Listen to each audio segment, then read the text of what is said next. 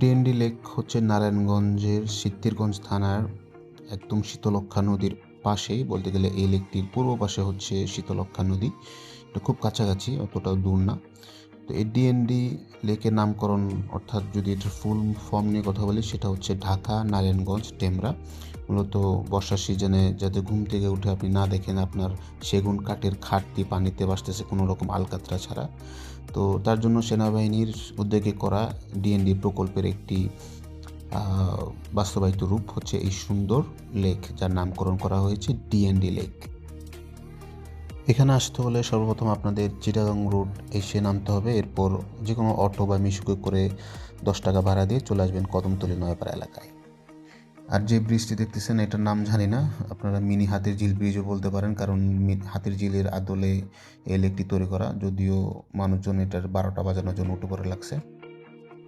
এদিকে 2 টিক্কা মিস্ত্রি ব্রিজে টাইলস লাগানো বলে ভিডিও করতে গিয়ে 2-3 বার উষ্টাকে আমি হাতের নখ ভেঙে ফেলছি।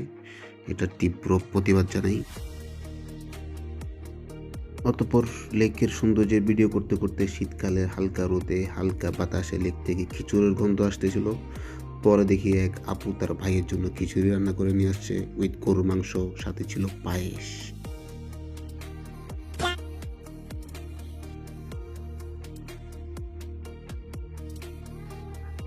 সত্যি বলতে সব মিলিয়ে জায়গাটা এত ভালো লাগে যে বলতেও লজ্জা লাগে না।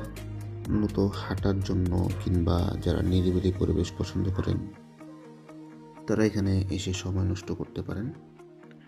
নাপা ট্যাবলেট খেয়ে দুঃখ না কমলেও পাখিরাও শুনে মনে রং লাগলেও লাগতে পারে। লেকের একপাশে ইট পাথরের তৈরি মাদুর বেচানো আছে, আপনারা চাইলে এখানে মর্নিং ওয়াক করতেও আসতে পারেন। সকালে আসলে যখন কুয়াশা আচ্ছন্ন থাকে চারিদিকে, আসলে দেখতে অনেক সুন্দর লাগে। চারপাশটা মোটামুটি ঠান্ডায় আচ্ছন্ন থাকে, আর এখানে হাঁটাচলা করলেও ভালোই শান্তি লাগে।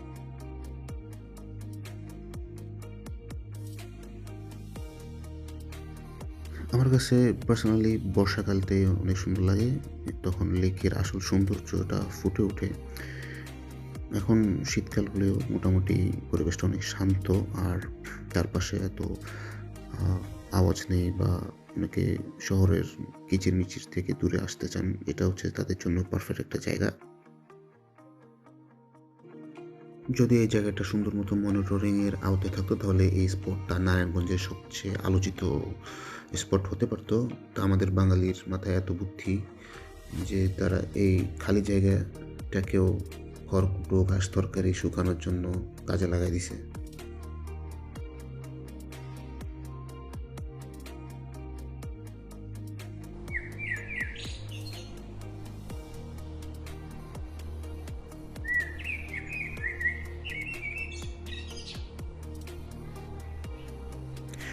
তো এই ভাইটির মতো যারা একা বসে থাকতে পছন্দ করেন কিংবা ভাত খাওয়ার পর কীভাবে হজম করবেন জানেন না, তারা এখানে এসে খানিকক্ষণ হাঁটাচলা করতে পারেন বিকেল টাইমে। আশা করি ভালো লাগবে।